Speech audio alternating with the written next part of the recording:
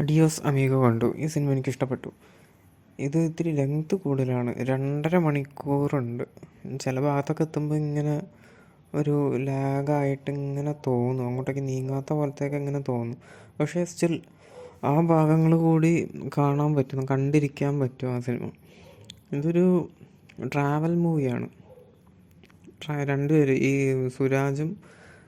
സുരാജിൻ്റെ ക്യാരക്ടറും ആസിഫ് അലിയുടെ ക്യാരക്ടറും, അവരുടെ പേരൊന്നും ഇതിനകത്ത് പറയുന്നില്ല. ഇവർ അങ്ങോട്ടും ഇങ്ങോട്ടും അത് ആസിഫ് അലി സുരാജിനെ ബോസ് എന്ന് വിളിക്കും, ഹലോ ബോസ്, ഹായ് ബോസ് എന്നൊക്കെ ഇങ്ങനെ വിളിക്കും.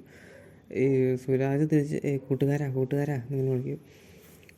ഇവർ രണ്ടുപേരും ഭയങ്കര ഡിഫറെൻ്റ് ആയിട്ടുള്ള ലൈഫ് സ്റ്റൈൽ ഉള്ള ആൾക്കാരാണ്. ആസിഫ് അലി ഭയങ്കര പണക്കാരനും സുരാജ് തീരെ പാവപ്പെട്ട ആളും.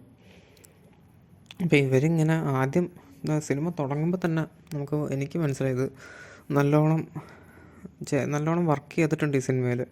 കാണുമ്പോൾ തന്നെ നമുക്ക് തോന്നും ഇവർ എടുത്തേക്കണ സീനുകളും എല്ലാം നല്ല രീതിയിൽ തന്നെ വർക്കായിട്ടുണ്ട്. ഒരു ടെംപ്ലേറ്റ് ഇട്ട പോലെ നമുക്ക് തോന്നില്ല. ടെംപ്ലേറ്റ് സിനിമകളിലുണ്ട്, മിക്ക സിനിമകളിലും ഒരു ടെംപ്ലേറ്റ് ഉണ്ട്. ഇത് പക്ഷേ അങ്ങനെ ഒരു ടെംപ്ലേറ്റ് ഇട്ട പോലെ നമുക്ക് തോന്നില്ല. നല്ല രീതിയിൽ ഷോട്ടുകൾ എന്തോ നമുക്ക് കാണുമ്പോൾ തന്നെ എനിക്ക് തോന്നിയത് കൊള്ളാം, സംഗതി ഇത് കണ്ടിരിക്കാൻ പറ്റും എന്നിങ്ങനെ തോന്നി. അവരിങ്ങനെ ആദ്യം ഈ സുരാജിൻ്റെ ജീവിതവും പിന്നെ ഈ ആസിഫ് അലി ഇങ്ങനെ യാത്ര ചെയ്യണതും, ആസിഫ് അലി ആദ്യം മര്യാദയ്ക്ക് എന്താണെന്നൊന്നും നമുക്കിങ്ങനെ മനസ്സിലാക്കി തരില്ല. സുരാജിനെയാണ് കൂടുതൽ കാണിക്കുന്നത്. സുരാജിലൂടെയാണ് നമ്മൾ ആസിഫ് അലി എന്താണ് ഏതാണെന്നൊക്കെ മനസ്സിലാക്കണത്. സുരാജ് ഇങ്ങനെ എന്നിട്ട് അത്യാവശ്യമായിട്ട് ഒരു സ്ഥലം വരെ എറണാകുളത്ത് നിന്ന് കട്ടപ്പനയിലേക്ക് പോവുകയാണ്. ആ നേരത്ത് ആസിഫ് അലി ഇങ്ങനെ കാണും. ആസിഫ് അലി ആണെങ്കിൽ പൂര വെള്ളം. പുള്ളിക്ക് പക്ഷേ ഭയങ്കര കാശും കാര്യമൊക്കെ ഉണ്ട്. അപ്പോൾ പ്രശ്നത്തിലൊന്നും പെട്ടാലും പുള്ളി എങ്ങനെയെങ്കിലുമൊക്കെ ഊരിപ്പോരും. ആദ്യം തന്നെ പുള്ളിയെ പോലീസ് ഇങ്ങനെ പൊക്കുന്നുണ്ട്.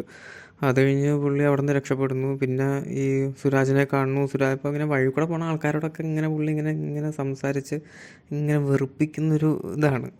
പുള്ളി ഇങ്ങനെ ഭയങ്കര ഹാപ്പി മൂഡിലാണ് ഇങ്ങനെ പോണേ. പിന്നെ സുരാജിനെ കാണുന്നു. പിന്നെ സുരാജ് ആദ്യം പുള്ളി ഇങ്ങനെ ഒഴിവാക്കാൻ നോക്കും. പിന്നെ പുള്ളിയുടെ ഒപ്പം ഇങ്ങനെ കൂടേണ്ട ഒരവസ്ഥ എത്തും. അങ്ങനെ പോയി പിന്നെ ഈ ഫിലിമിൽ പറയേണ്ട ഒരു കാര്യം മദ്യപാനാണ്.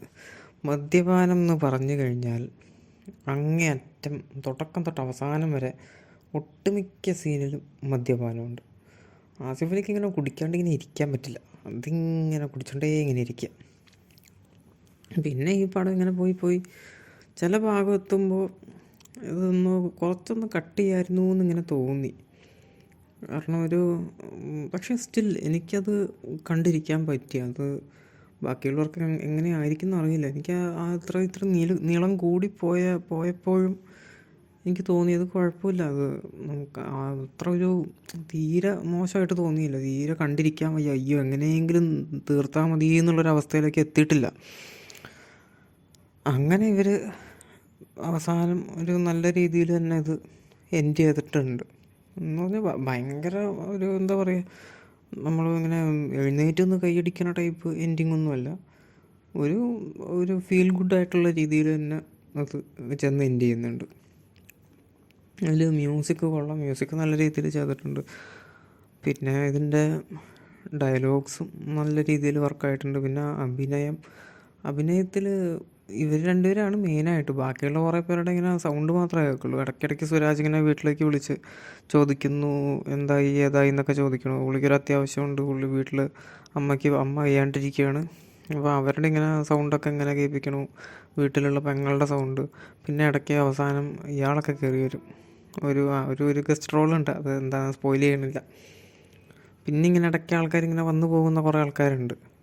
മറ്റേ നന്ദു, പിന്നെ ഡയറക്ടർ, മറ്റേ ഞണ്ടുകളുടെ നാട്ടിലെ ഒരു ഇടവേളയുടെ ഡയറക്ടർ, അങ്ങനെ കുറേ പേര് വന്നിങ്ങനെ പോകുന്നുണ്ട്.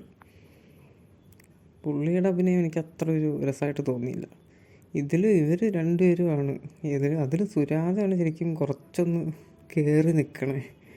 ഒരു പൊടിക്ക് കയറി രണ്ടുപേരും കട്ടയ്ക്ക് ഇങ്ങനെ നിൽക്കുന്നുണ്ട്. രണ്ടുപേരും ഇങ്ങനെ ഒരാളുടെ അഭിനയം പോയി കഴിഞ്ഞാൽ ചിലപ്പോൾ അത് ശരിയാവില്ല. രണ്ടുപേരും നല്ല രീതിയിൽ തന്നെ ഇങ്ങനെ നിൽക്കുന്നുണ്ട്, അഭിനയിക്കുക. അത് അതിൽ മദ്യപിക്കുന്ന സീനിൽ ശരിക്കും സുരാജ് ഇങ്ങനെ മദ്യപിച്ചിട്ട് എങ്ങനെയെങ്കിലും അത് ആൾക്കാരെ അറിയിക്കാതെ എങ്ങനെയെങ്കിലും ഒന്ന് പോകണം, പബ്ലിക്കിൽ മാന്യമായിട്ട് ഇങ്ങനെ നിൽക്കണം എന്നിങ്ങനെ ട്രൈ ചെയ്യുന്നൊരു ആളായിട്ടാണ് നിൽക്കുന്നത് അതിനകത്ത്. മദ്യപിച്ച് കഴിയുമ്പോഴത്തേക്കും പുള്ളിയും ഈ ആസിഫ് അലിയും രണ്ടുപേരും മദ്യപിച്ച് നിൽക്കുന്ന സീനുകളിൽ സുരാജിനെ കണ്ടാലാണ് ശരിക്കും ഇയാൾ ശരിക്കും അടിച്ചിട്ടുണ്ടോ എന്നിങ്ങനെ നമുക്ക് തോന്നും. പുള്ളിയുടെ എന്തോ ഒരു കണ്ണിലേക്കൊക്കെ തന്നെ നോക്കുമ്പോൾ ഒരു അടിച്ച് കിറങ്ങിയിരിക്കണ ഒരു കണ്ണ്, അത് ആസിഫ് അലിക്കില്ല. ആസിഫ് അലി ഇങ്ങനെയുണ്ട്, പുള്ളി ഒരു നല്ല രീതിയിലൊക്കെ ചെയ്യും. പക്ഷേ ഇടയ്ക്ക് ഇങ്ങനെ മദ്യപിച്ചിട്ട് ഇത്തിരി സീരിയസ് ആയിട്ടുള്ളൊരു ഡയലോഗ് പറയുമ്പോൾ തോന്നും ഇയാൾ മദ്യപിച്ചിട്ടില്ല, അങ്ങനെ ഒരു ഇതെനിക്ക് തോന്നി. ചെറിയൊരു കുഴപ്പം മാത്രമേ ഉള്ളൂ, പക്ഷേ രണ്ടുപേരും കട്ടയ്ക്ക് തന്നെ ചെയ്തിട്ടുണ്ട്.